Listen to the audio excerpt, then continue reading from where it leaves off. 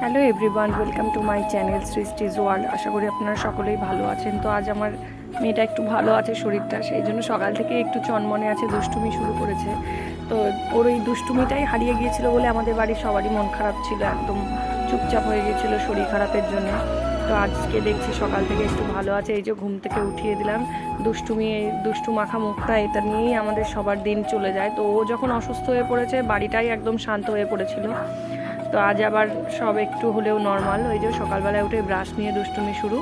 তো ঘুম থেকে উঠিয়ে ব্রাশ করিয়ে নিজে নিজে সবটা করতে ভীষণ ভালোবাসে, পারে না যদিও। এই দেখুন না, নিজে নিজে মুখ ধুচ্ছে, ব্রাশ করিয়ে দিলাম, নিজে নিজে মুখ ধুচ্ছে। মানে ও যতটুকু পারে নিজে নিজে মানে করবেই ঝোঁক, সেই জন্য একটু ওকে করতে দিয়েছি, এরপর বাকিটা আমি তো করিয়ে দেবই। এই ঘুম থেকে উঠেই শুরু হলো এই সকাল থেকে ওকে নিয়ে দিনটা। ওকে ঘুম থেকে ওঠানোর আগে আমি যদিও কিছু কাজ করে নিয়েছিলাম এগুলো। হ্যাঁ, এই মেয়েটাকে পড়াচ্ছিলাম একদিকে, আর একদিকে এই আগের দিনের জামা কাপড়গুলো তুতায়ের যে শরীর খারাপ থাকার কারণে আমি গোছাতে পারিনি, তো সেগুলোই সকালবেলায় উঠে গুছিয়ে নিচ্ছিলাম। আর একদিকে মেয়েকে পড়াচ্ছিলাম, একদিকে জামা কাপড় গোছাচ্ছিলাম। এইভাবেই তো আমাদের চলে, মানে সব রকম একসাথে করতে হবে। মেয়েকে পড়াতেও হবে, বাচ্চাদেরকে না পড়ালেও চলবে না, প্লাস বাড়ির কাজও করতে হবে। তো সে কারণেই একদিকে পড়াচ্ছিলাম, একদিকে জামা কাপড়গুলো গুছিয়ে ঠিক করে রেখে দিলাম। আবার আজকে এই একটু দেওয়াল আলমারিটা বড্ড অগোছালো হয়ে গেছে। আসলে ছোটো মেয়ে দুটো যখন যেটা পারে টেনে টেনে নামায়, তো ওই জন্য প্রতি সপ্তাহেই একবার করে প্রায় আমাকে গোছাতে হয়, তা না হলে ঠিকঠাক জায়গার জিনিস জায়গায় থাকবে না। সেই জন্য একটু দেওয়াল আলমারিগুলো গুছিয়ে নিচ্ছিলাম।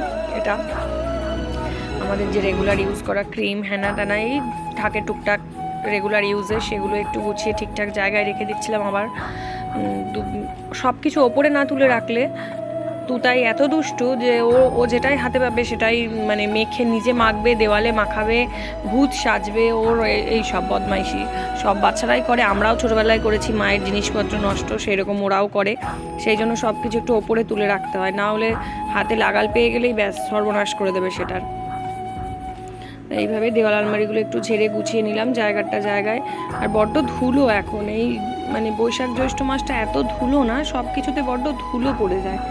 তো সেই জন্য একটু মোছামুছি করতেই হয়, না হলে মনে হয় দেখে বহুদিন বোধহয় মোছা হয়নি, কিন্তু আদেও কিন্তু সেটা নয়।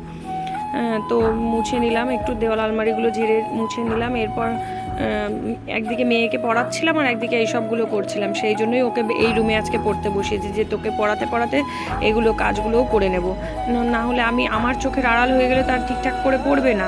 সেই কারণে এই যে দুষ্টুমি একটু শুরু হয়েছে, তাই ব্রাশ করে খেয়ে বসে বসে পাকা পাকা বুড়ি দুষ্টুমি করছে। পাকা পাকা দেখুন না, চোখ মুখ একদম ওর এই কদিনের জ্বরে একদম মুখটা ছোট্ট পাড়া হয়ে গেছে।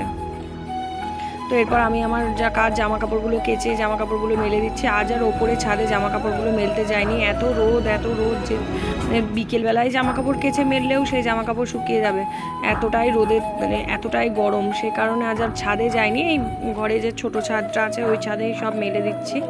আর ওপরে যাব না, ওপরে পা পুড়ে যাচ্ছে, এত রোদ, মানে একটু সময় জামা কাপড় মেলতে যাওয়াটাও মনে হচ্ছে বড্ড কষ্টকর। সেই জন্য নিচেতেই মেলে দিয়েছি আজকে, সব জামা কাপড় মেলে নিলাম। এরপরে রান্নায় যাচ্ছি, বাকি বাড়ির সব কাজ কমপ্লিট হয়ে গেছে, যেমন বিছানা তোলা, জামা কাপড় গোছানো, ঘর ঝাড় দেওয়া সবটাই করে নিয়েছি। তো এরপরে রান্নায় এসে গেছি। আজ হবে বাটা মাছের সর্ষে পোস্ত দিয়ে ঝাল।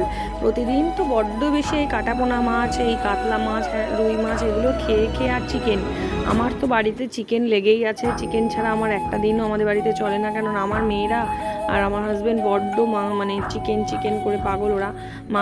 মাছ খায় কিন্তু চিকেনটা বড্ড ভালোবাসে।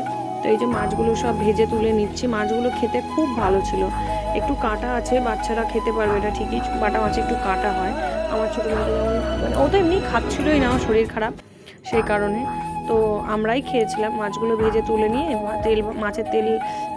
মাছ ভাজার তেলে একটু কালো জিরে আর একটু গোটা রসুন একটু থেতো করে ফোড়ন দিয়ে দিলাম। এই রসুনটা ফোড়ন দেওয়ার কারণে ভীষণ সুন্দর একটা মাছের ঝোলে একটা খুব ভালো ফ্লেভার এসেছিলো। আর দিলাম শুকনো লঙ্কা ফোড়ন, তারপর দিয়ে দিলাম কাঁচা পেঁয়াজ কুচিয়ে রাখা, ভালো করে পেঁয়াজটা ভেজে নেব। পেঁয়াজটা একটু ভাজা ভাজা হয়ে এলে এরপরে এই যে পেঁয়াজটা দেখুন ভাজা ভাজা হয়ে গেছে, এরপর কোচানো টমেটোগুলো দিয়ে দিলাম। আর আমি একটা বাটিতে আমাদের রেগুলার ইউজ করা মশলাগুলো, গুঁড়ো মশলাগুলো আমি গুলে রেখেছিলাম। যেদিন অল্প মশলায় রান্না করা হয় না, সেদিন এইভাবে গুঁড়ো মশলাগুলো গুলে করলে খুব ভালো হয়। মানে হলুদ গুঁড়ো, লঙ্কা গুঁড়ো, ধনে গুঁড়ো, জিরে গুঁড়ো আমি গুলে রেখেছিলাম। এরপর মশলার বাটিটা ধুয়ে একটু সামান্য জল দিয়ে দিলাম, আর দিয়ে দিলাম নুন, পরিমাণ অনুযায়ী নুন দিয়ে দিলাম। এরপর মশলাটা খুব ভালো করে কষিয়ে নিয়েছিলাম। এই দেখুন মশলাটা খুব ভালো করে কষানো হয়ে গেছে। এরপর আমি সর্ষে আর পোস্ত বাটাটা অ্যাড করে দিলাম। সর্ষে পোস্ত বাটাটা অ্যাড করে দিয়ে একটু ভালো করে নেড়ে চেড়ে কষিয়ে নেব। একটু মিক্সি ধুয়ে জলটা দিয়ে দিলাম। কষানো হয়ে গেলে মশলাটা সর্ষে পোস্ত দিয়ে মশলার সাথে খুব ভালো করে কষিয়ে নিচ্ছি, নেড়েচেড়ে। আসলে আমি রান্না করি, সমস্ত রান্নায় আমি একটু ধৈর্য ধরে করি, আমার একটু মানে কষাতে সময় লাগে।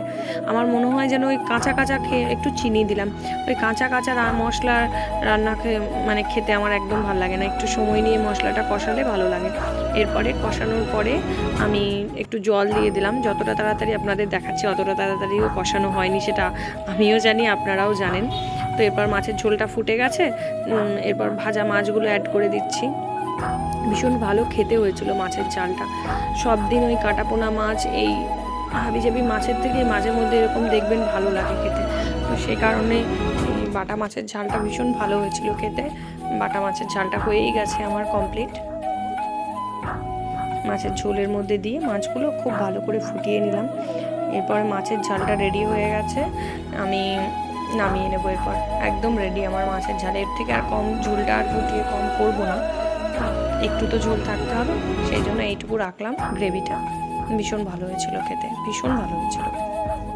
এরপর করেছিলাম একটু উচ্ছে ভাজা, বাটা মাছের ঝাল। আজকের রান্নায় দুপুরে এটাই ছিল, বাটা মাছের ঝাল, উচ্ছে ভাজা, আর ছিল পটল সুন্দরী। সেই রেসিপিতেই আসছে এই যে উচ্ছে ভাজাটা। আর আপনাদেরকে আমি কি দেখাবো, এটা তো আমরা সবাই জানি। একটু গোল গোল করে উচ্ছে ভেজে নিয়েছিলাম, তার মধ্যে একটু নুন আর একটু হলুদ দিয়ে ভেজে নিয়েছিলাম, ব্যাস এইটুকুই। উচ্ছে ভাজা আমার কমপ্লিট হয়ে যাবে।